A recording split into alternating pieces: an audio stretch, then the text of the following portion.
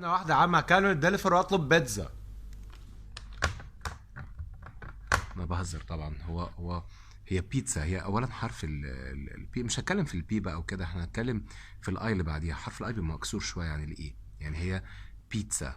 بيتزا او بيتزا هي اصلا كلمه ايطاليه، تمام، اكله ايطاليه. وعندنا حرف الزد او الزي في الايطالي بينطق ت او دز، شايفينها ت او دز. فهي بيتزا او بيتزا، لكن ما حدش يقولها بيتزا.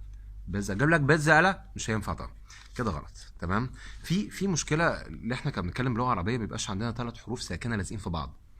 تمام، يعني صعب تلاقي 3 ساكنين في بعض. ففي ناس بتستسهل تحط اس. انا عايز الفت النظر للموضوع ده بجد. فعندك مثلا كلمه زي مثلا فتاه جيرل، اخرها ار ال، حرفين ساكنين. فنيجي نزود اس، ففي ناس ما تعرفش تلزق الار في ال في الاس كابس في بعض كده، يقوم مزود اي يقولها ايه جيرلز. تمام، هي جيرلز.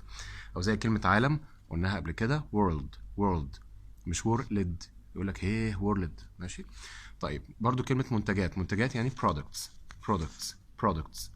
تمام. فانت عندك هنا 3 حروف ساكنين لازقين في بعض اللي هم السي والتي والاس. ففي ناس تستسهل او تحاول تسهلها تقول لك ايه برودكتس. طبعا برودكتس ده عند مش عارف مين.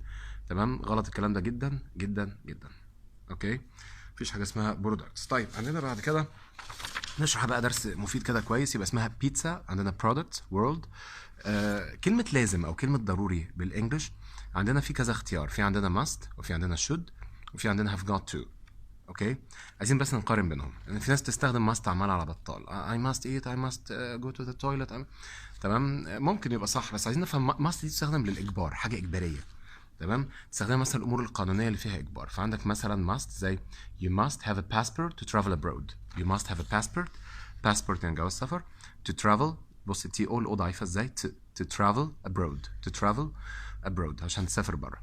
اوكي، دي must، ما ينفعش مثلا في المطار طب لا يا حبايبنا برضه you must have a passport.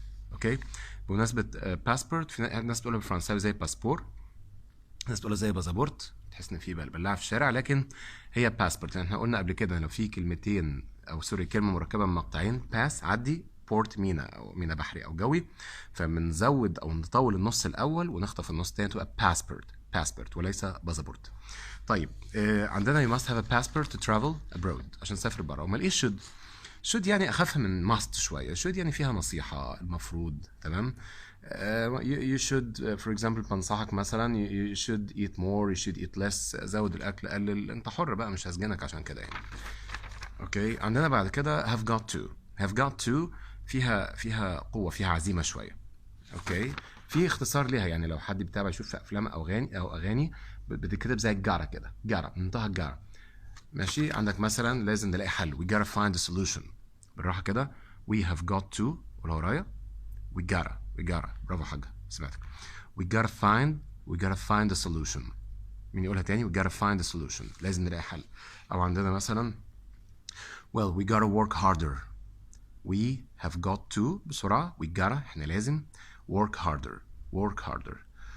بس راجعوا بقى الفيديو ده من الاول تاني وشيروا بقى، مش هوصيكم، انا عارف بتقفل ازاي. ثواني.